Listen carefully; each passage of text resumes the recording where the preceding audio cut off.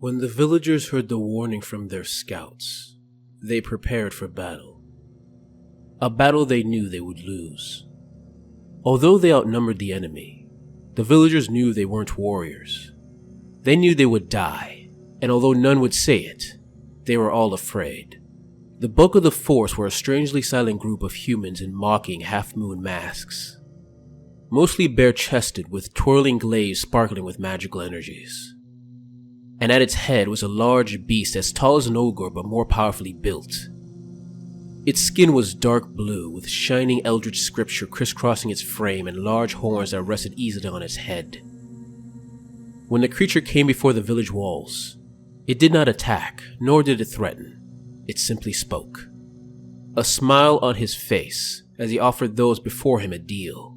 My god requires sacrifices, but only a certain number. Beyond that, deaths are unnecessary, for to kill without purpose is wasteful. Let us take what we need over the next few days. A paltry number of lives compared to the hundreds you have here. Once we are done, we will leave, and you can go about your lives in peace. Isn't that better than all of you dying in a useless defense? Deep down, we knew he was lying. All of us knew there could be only betrayal from a being such as him. But we were afraid. And because we were afraid, we allowed ourselves to hope there was truth in his words, that the sacrifice of a few fellow villagers was worth the feeling of security. And so, the village gates were opened, and the sacrifices started. A few on the first day, a few more on the second. Each time, it was entire families. The disciples smart enough to not take lives piecemeal and risk an uprising started from an anguished parent or child, knowing that most would rather focus on their own spouses and children than worry about the families of others, hoping that if they did nothing, their own would be spared. This continued until the 5th day. As the disciples led a family of 4 to the ritual circle, a scream was heard near the village. The scream was soon followed by many more, until it combined to a chilling wail that made our blood run cold. From the direction of the screams, dozens of elven women with lithe bodies and alabaster skin raced across the fields towards the village. At the head of this charge was a monster. Her upper body was that of an elven woman, but her lower half was that of a green serpent, its form gliding across the field quickly, as if she was sliding on ice.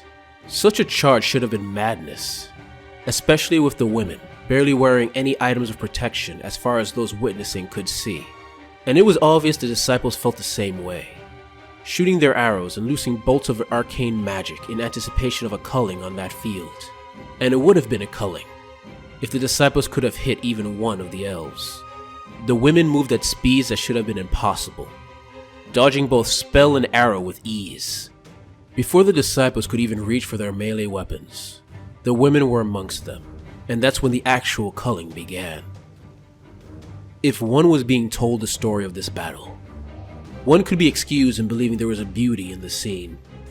The women moving with a grace and form that no human could ever match, dodging blows and striking foes like dancers in a play. Those who actually saw the battle knew otherwise. The elves were demons in mortal form, screaming out in joy as they took the lives of the disciples, aiming for vital arteries and intentionally allowing the torrents of escaping blood to shower them as if it was a gentle rain. As the elves killed the human disciples, the serpent woman attacked the large blue-skinned beast. The beast tried to hit the woman with blasts of arcane energy and swung his staff with unnatural speed.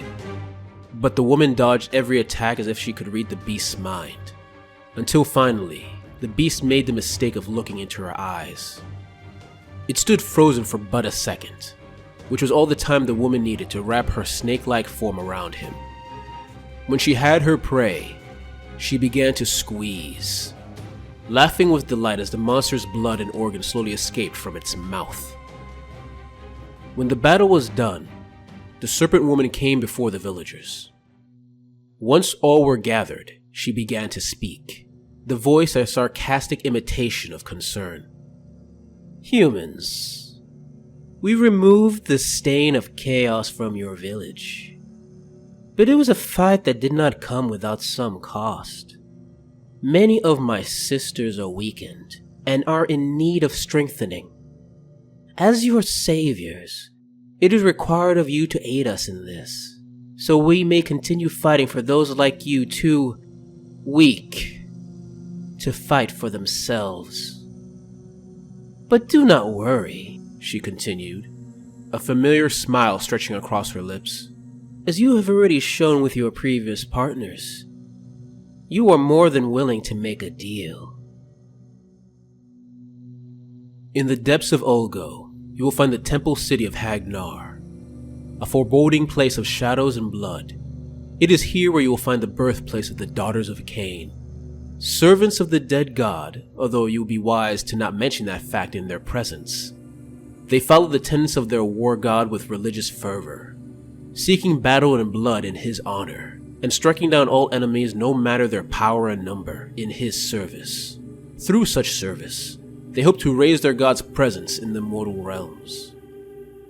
Enemies of chaos and friends of order, the daughters of Khaine make powerful allies in any army, their deadliness on the battlefield a boon to any commander. Yet, despite their skills, not many trust these mistresses of slaughter. Their bloodlust unnerves any who fight with them, and their closed-off nature speaks of deadly secrets that would raise the suspicion of any mortal. Still, to deny their skill is foolish, and many a commander are willing to overlook much in order to achieve victory. At the head of this army you will find Morathi, a sorceress who was ancient when the realms were young. She is the oracle and speaker for the god Khaine.